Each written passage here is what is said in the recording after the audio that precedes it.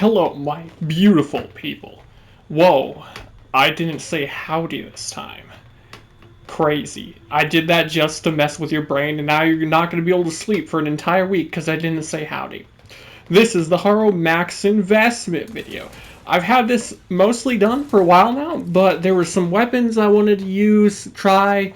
Nell Prime, I've done way too many stupid-ass relics trying to get the barrel. Never could. Don't have any forma to build it anyways, I guess, right now, so no Nell, sad face. I originally was going to use Comrex as the main weapon, but then while I was testing and doing stuff and working on this, because I've been mostly done with the Harrow Max Investment for at least a month now.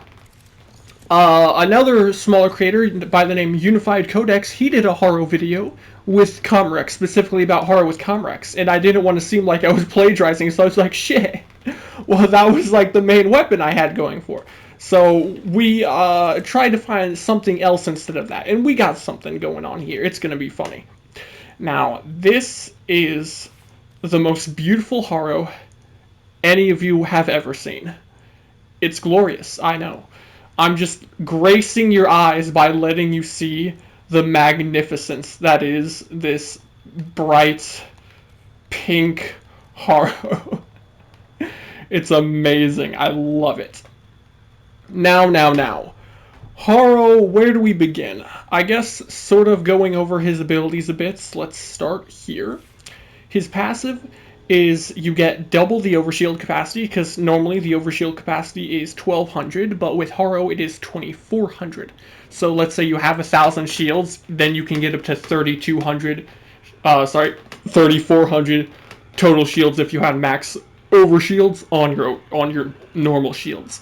On top of that, he also starts missions with max energy, so that's very nice. Built-in preparation. His first ability is Condemn.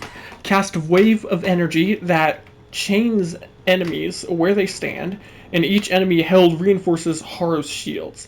So the range that goes out is only going to affect how far it goes. It doesn't affect how wide it is. And when it holds enemies in place with this, it gives you shields or overshields. And it also holds them in a way that their heads are very easy to hit. So that's quite convenient. It's mostly just here to, crowd control, get easy headshots, and build shields. Because you need to build shields on Harrow.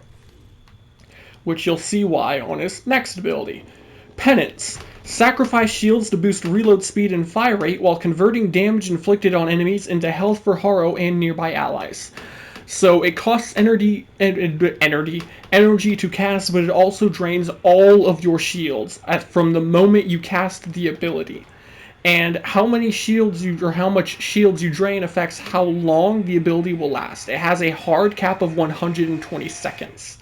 It will give you lifesteal both on damaging enemies and killing enemies. It gives a lot of lifesteal, so you're never really going to have a problem with health.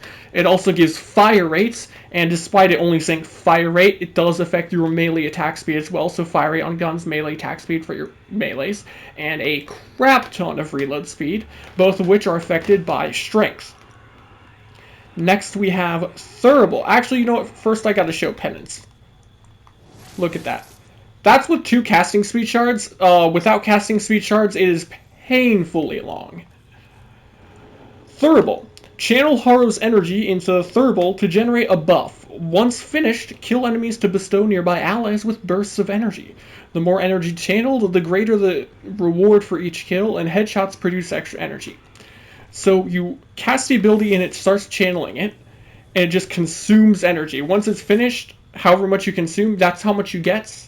Or the multiplier you get that builds up, that'll affect how much you get when you kill an enemy. That's not a weapon that's going to kill an enemy right now.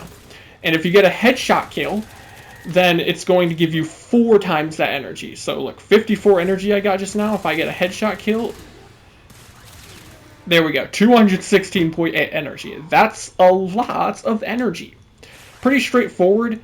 And you can see from I think it's my 3rd ability that the radius comes out from Thurible, right? Yes. So that radius is, and allies that are in the radius will get energy when you get kills as well. So if you have not negative range and you're close to an ally, you can actually be a battery for teammates, which is very nice. Then we have Covenants.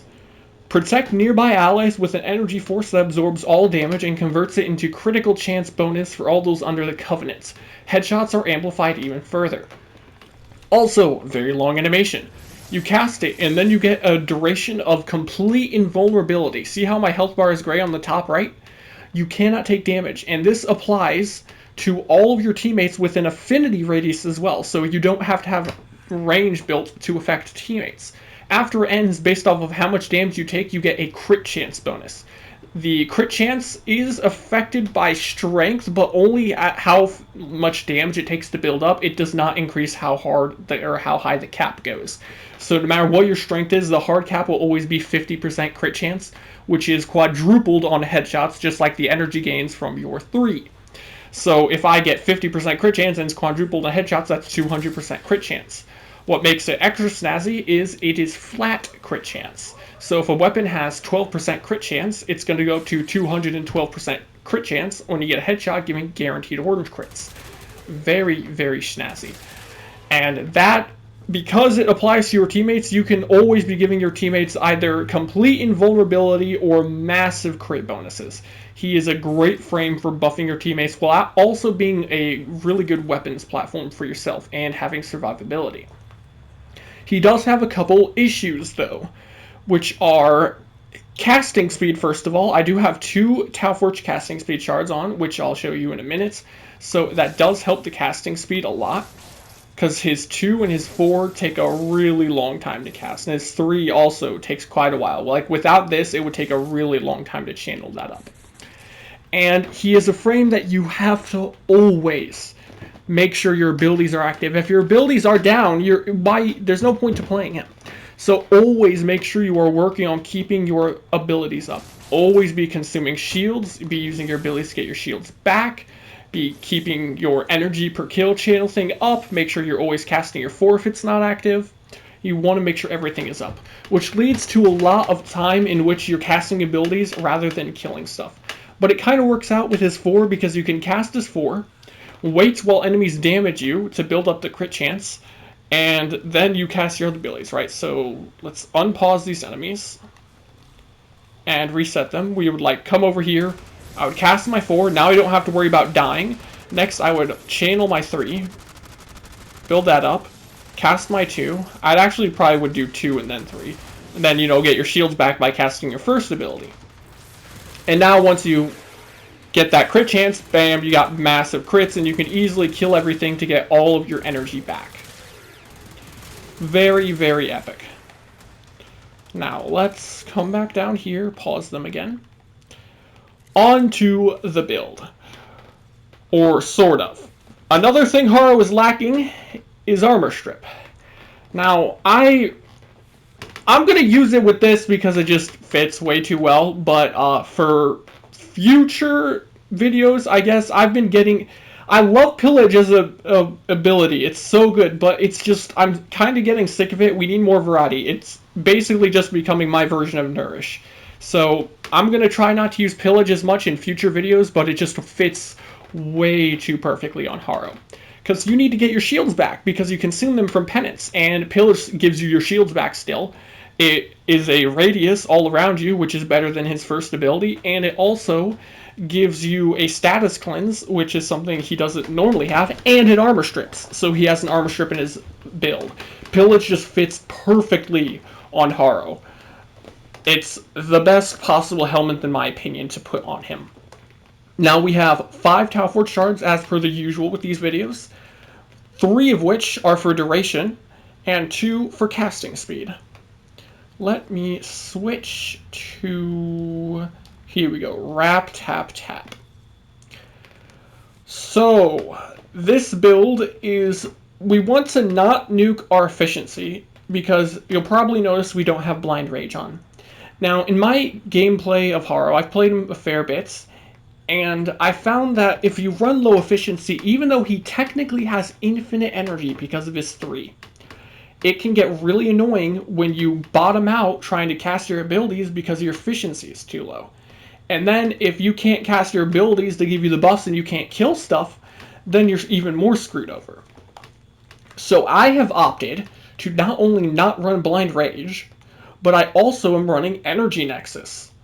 So Energy Nexus is here, that way I can still passively gain energy, that way if I don't get kills over time, I'll be able to get enough energy to cast Thurible, and then try to kill some stuff and get energy back. It just makes life so much easier. Because we're already going to be doing enough damage, we don't really need to worry about anything else for the most part, so having comfort is just better in my opinion. We also have Boreal's Hatred here, because we want the full 2.5 second shield gate, which is at 1150 shields, and he has high enough base shields that Boreal's Hatred gives you enough so we don't need Primary Direction. So we go this, that we get the extra ability efficiency as well. Prime Flow for energy max, of course. Prime Straight Footed so we don't get knocked down, but you can always just run whatever X-list you want.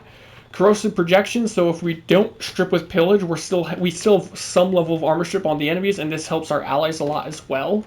Prime Continuity and Augur Message for extra duration. Transient Fortitude for strength, which is combined with Archon Intensify for even more strength. Constitution for even more duration. And Arcane Aegis is here, so we get extra survivability, even more survivability on what we already have. Because we have a massive shield gate, we get our shields back all the time from Pillage, and we have complete immunity for about 12 seconds, right, 12.57 seconds after casting Covenant. And Aegis just gives us even more survivability. Consequences here, because there isn't really any other arcane we need here, and having the extra parkour velocity is really, really nice. Makes them feel very fast. Now, Archon Intensify. Oh, wait a second. I forgot. Archon Intensify only really works here if you are running Combat Discipline. Now, something people normally do is they run Combat Discipline with Arcane Avenger, because it can proc it. When you lose health from Combat Discipline, that can proc Arcane Avenger. And normally, people will run a lower rank because if you can't heal your HP, you can actually kill yourself by using Combat Discipline. But that's not an issue with Harrow because he has an ungodly amount of lifesteal every time you damage and kill enemies with Penance. So you're automatically just canceling out the health loss from Combat Discipline, but it still procs, so you can still proc Arcane Avenger. But that also means you can lose HP to proc Intensify, because Archon Intensify can only proc if you heal with an ability and you aren't already full HP. There has to be HP to be healed. So because we lose HP on kill, but then we also gain HP on kill, it procs Archon Intensify, giving us that extra 30% ability strength at pretty much all times. Now, if you want to give up either survivability or speed, you would replace one of these with Arcane Avenger, and you have Combat Discipline on, so that you get the extra ability strength and even more crit chance on top of your already 200% on headshot flat crit chance, 50% on body shot from Covenant. Our Avenger's another 45% flat crit chance, meaning even if you aren't getting headshots, you have 95% flat crit chance on body shots, so you have almost guaranteed critical hits on even body shots, which is really, really snazzy. Now, this is what I would normally run. However, because of the weapon I'm using, this is not what we're going to run, and you'll see why in a minute. So we're going to switch it back to Aegis. So I guess now the problem is either lose the strength because we can't proc Intensify because we don't have Combat Discipline with Corrosive Projection, or just stick with Combat Discipline. I guess we'll stick with Combat Discipline for now because we can just spam Pillage for the most part. That is the gist of his build, right? It's very straightforward, actually a very easy build to do as well. You just got to make sure you're spamming your abilities all the time because you want them up at all times. Now the weapons. Because I didn't get the Nell in time, and I didn't want to have to use Comrex, I have gone with Latum and Basmu as the two options here, because they're both very, very interesting. So let's start with the Basmu. Basmu is a sentient weapon that not a lot of people use, but a few cultured individuals know of its power.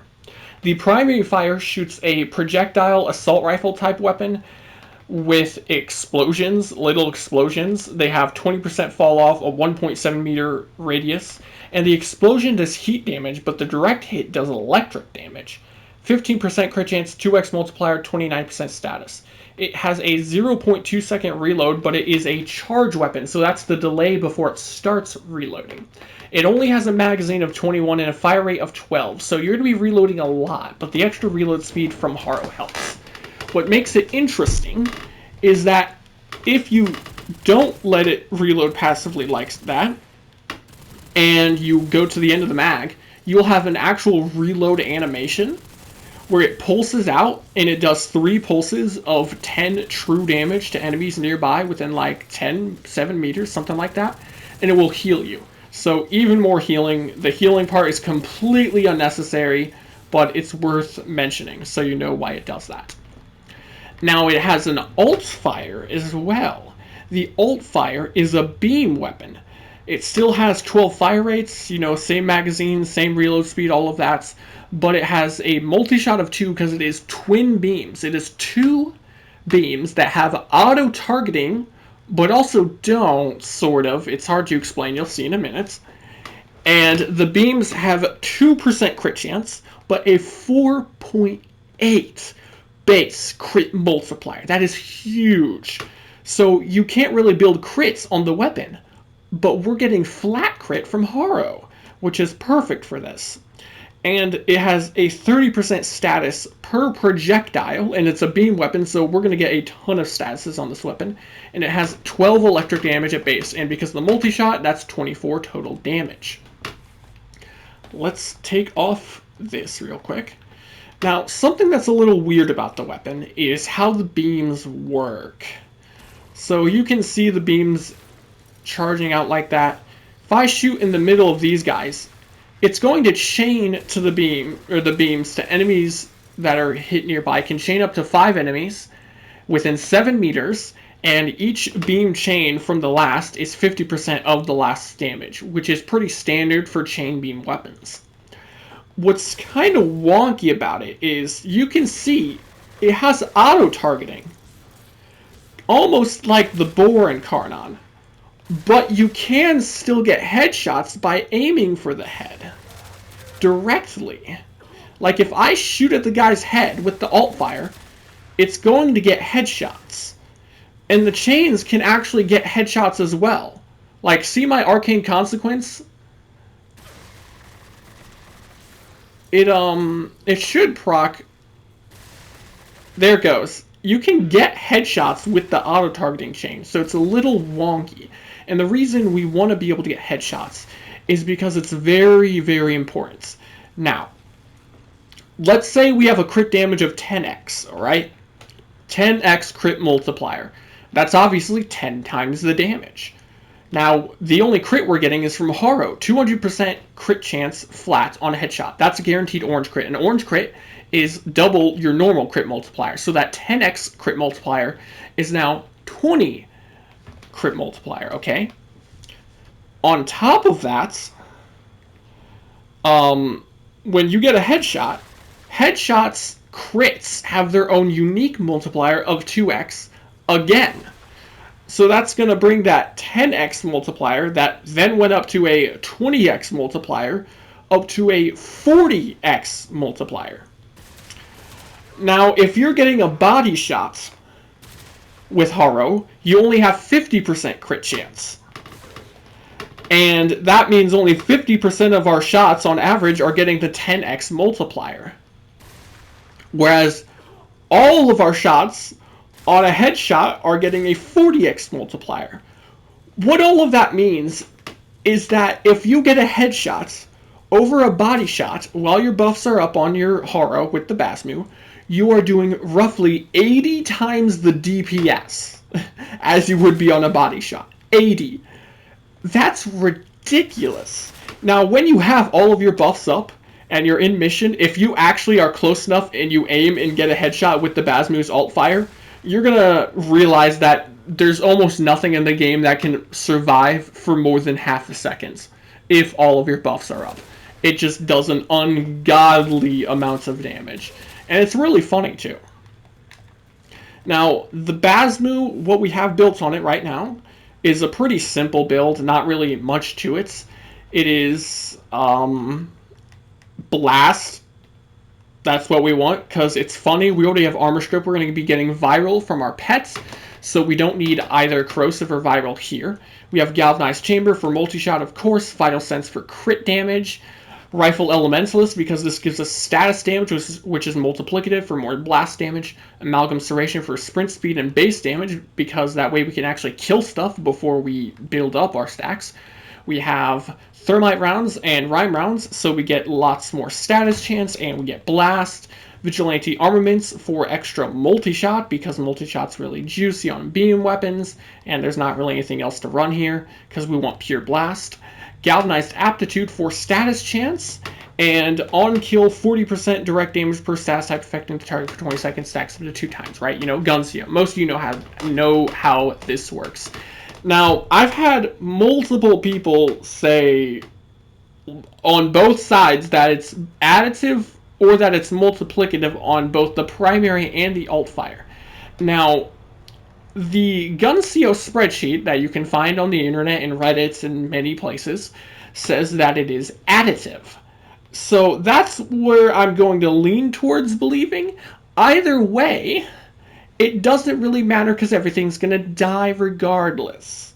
But I tried to test it, but it was the numbers all over the place and I was very tired, so I couldn't really tell. So I'm just going to, for now, go with believing the Guncio spreadsheet is right, because in the past, when testing stuff, it has never once been wrong. So I'm going to assume that it's right and this is additive. In that case, you're going to be thinking that we're probably overkilling on damage, because we have a lot of, like, if it's additive, we have this for additive damage, Amalgam Serration for additive damage, and Deadhead for additive damage, which ends up being a lot. But it's still additive, it's still a damage increase, and it increases our blast damage, whereas elemental damage does not increase the damage from blast. Deadhead is here, so we can get even more juicy damage, assuming we can get headshots, and it gives us a 30% headshot multiplier, and that is a unique multiplier that's multiplicative. So, with this, that 80 times, roughly, DPS increase going on headshots compared to body shots actually goes up to 104. So more than 100 times the DPS when you're getting headshots over body shots. Which is ridiculous. Just so ridiculous and funny. Oh yeah, the range of the beams is only 9 meters on the alt fire, and you cannot put on the mod that gives you more beam range, which is really unfortunate. I wish that wasn't the case, so you're going to have to be fairly close to use the alt fire. But it's not the end of the world. Now, if you're using this, the best thing you can possibly do is use Arcane Avenger, alright? That way you get even more crit chance, especially because we're not always getting body shot or headshots. So we would get basically guaranteed normal crits on our body shots, which would roughly double our DPS. So that would be really good. But Basmu is not the main shining weapon here right now. The main weapon we'll be using is Latum. Now, Latum is a pretty meta weapon, but I think it fits well here and it's funny. And it is a crit Latum build. I just did a Latum video where we did not use a crit Latum, but this is a crit Latum because we're using Harrow. So the Latum, I'm going to assume you already know how it works. If you don't, then I suggest watching a video on the Latum. Hang on, I think one of these is actually wrong. No, that's good. So the crit part of Latum, overwhelming attrition, over devouring attrition. This is additive damage, first of all, to stuff like Hornet Strike, Serration, that sort of thing.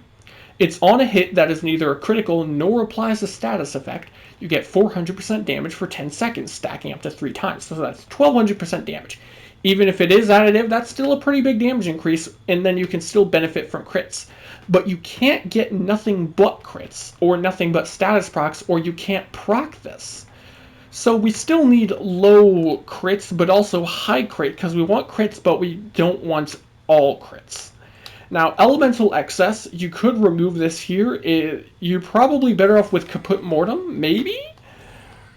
It really depends. This is a 50% headshot multiplier, or you could go Elemental Excess for negative crit chance and plus status chance.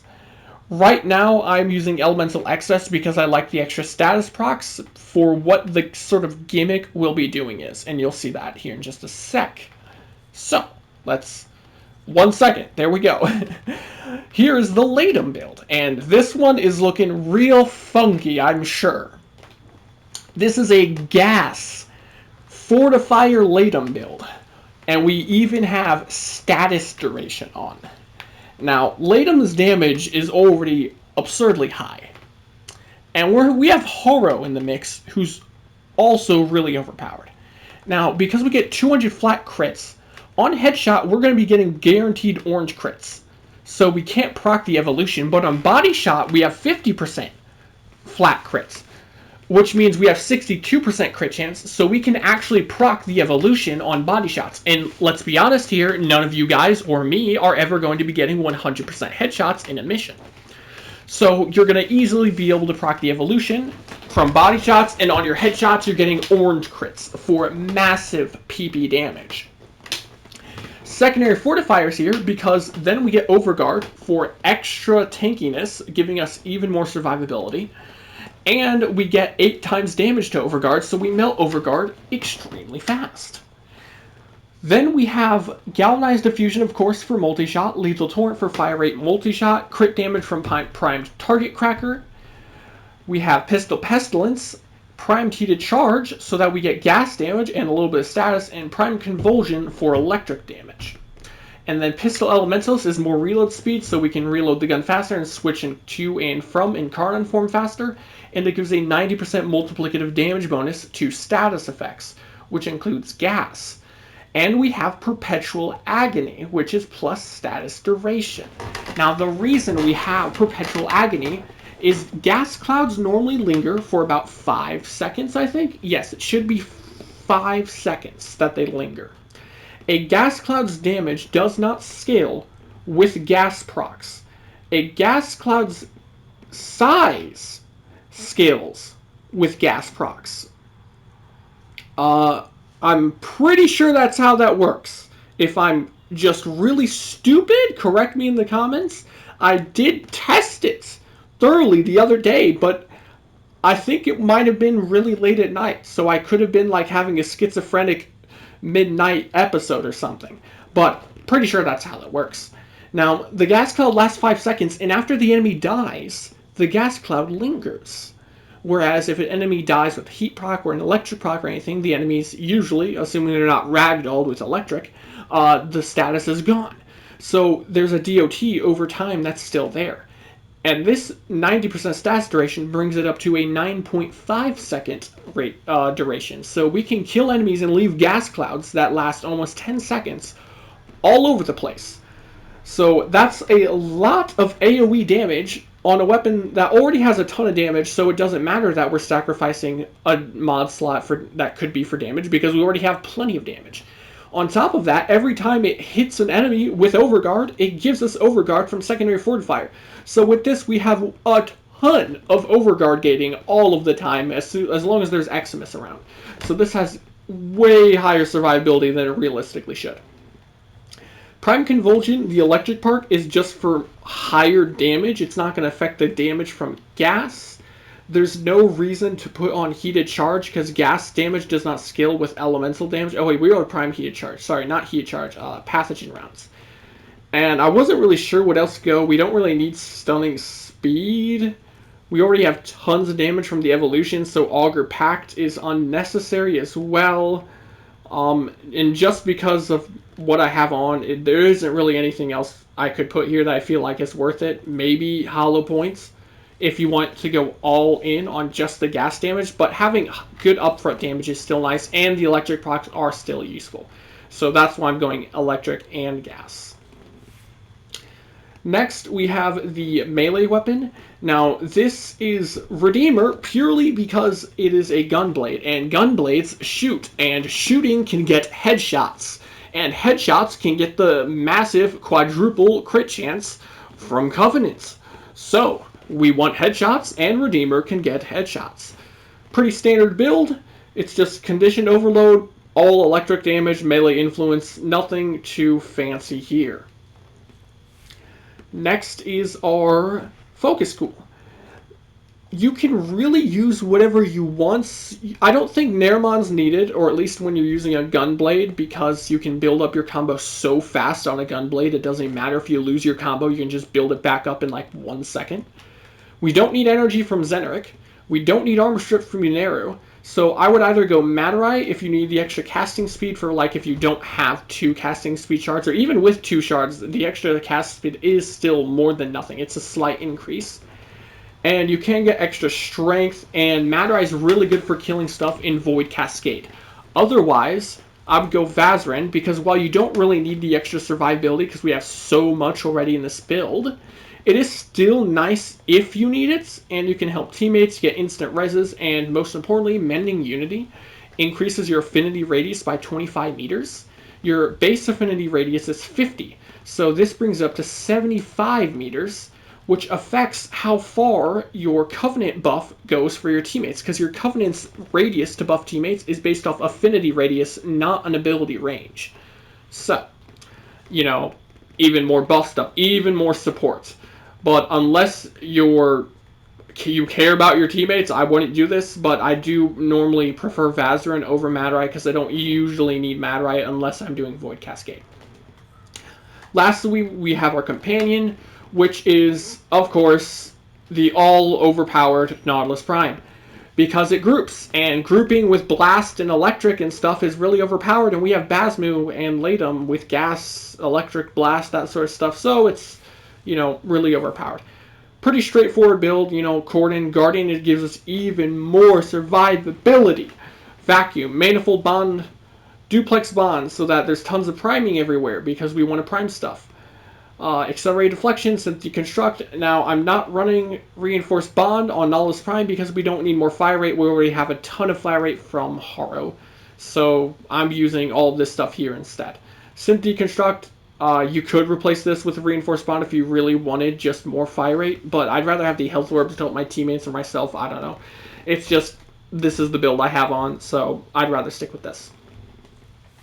Hellstrom, of course, for priming. Now, in case me or a teammate is using Heat Inherits, I don't want to use a primer that has heats to hit everything with a low value, so we're going with Viral Radiation Priming, which gives us extra survivability, because if everything's affected by radiation, they're attacking each other, on top of all the duplex guys, the duplicates of our Sentinel, taking some level of aggro. This just gives us even more survivability. Lots of survivability. So if you die with this build, I gotta be honest, you're ass. Now, watch me die once we get into the Netracell. That is the entire Harrow build. We have so much survivability. Now, one last thing to go over, I forgot to mention earlier on the build, was if you don't need Energy Nexus, and you don't need as much survivability, like let's say you have plenty as is, and you don't need the iframes from Covenant, you can actually run Blasting Covenant here instead. That way, you never have to recast Covenant, saving you energy, so Energy Nexus isn't as needed, and then you always have the crit bonus up instead of having to go between crit bonus, immunity, right? This will just give you more consistency. So run whichever one you prefer. Either more survivability for not just yourself. Remember, it gives you the immunity to your team too. So either more immunity for yourself and teammates, or just constant uptime on the crit for yourself and teammates. Whichever one you decide you want is what I would go with. For now, I will be using Energy Nexus though. Let us go into a Netracell, I guess, right? Do I need to... I don't... Well, you know what? Yeah, we'll... Here. Before we do the Netracell, I guess I will go ahead and show the Baz move real quick, murdering stuff. And the Latum, just so that you can see, like, in the Simulacrum, that it is going to be able to do damage. Hang on, let me come back down here. Unpause these enemies. I turned off my invincibility, not unpaused. son of a son. There we go. Please shoot me. Cast that for the buff. Cast that. Now I need to be able to get headshots and build up my stacks and everything. There we go.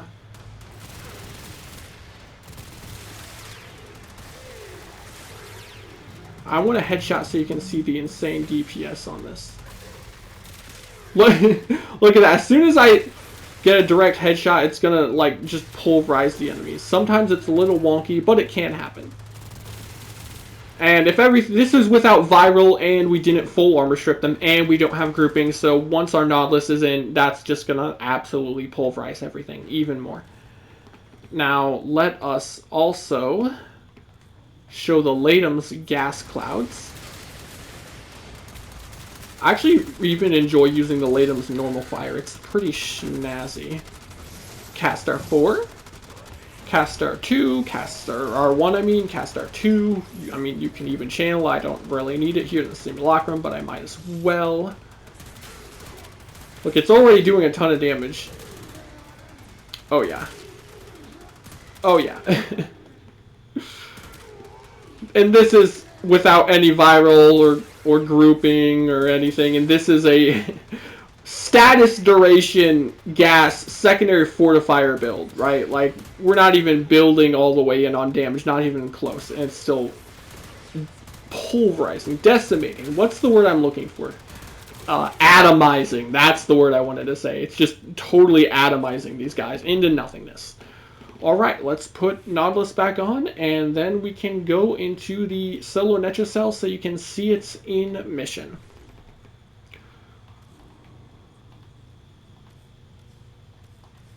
Ooh!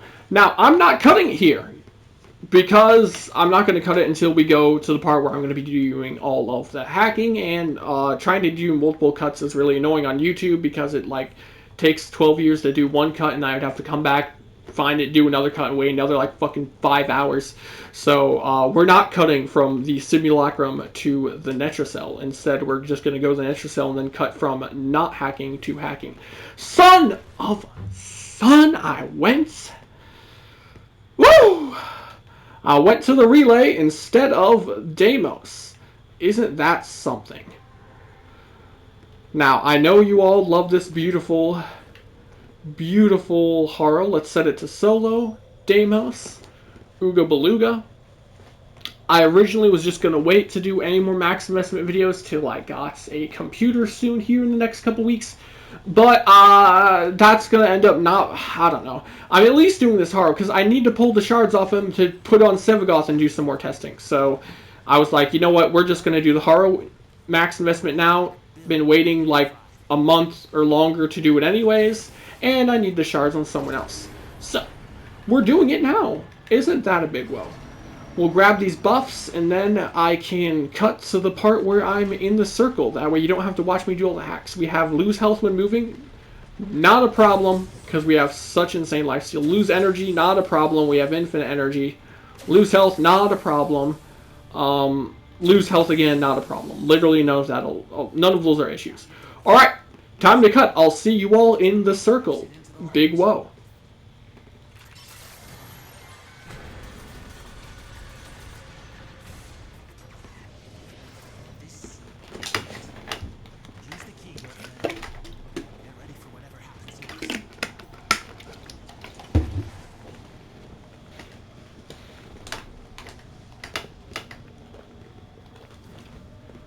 Here we are.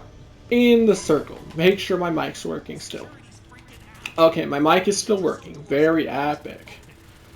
We made it to the circle, boys! We're not dead! Why do I feel like the circle's smaller than it normally is? Maybe I'm just crazy. You know what? That's probably what it is. Do that, do this. Channel R3.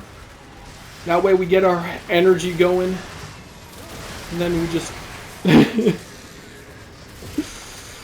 Bazmoo is already showing its absolute power here.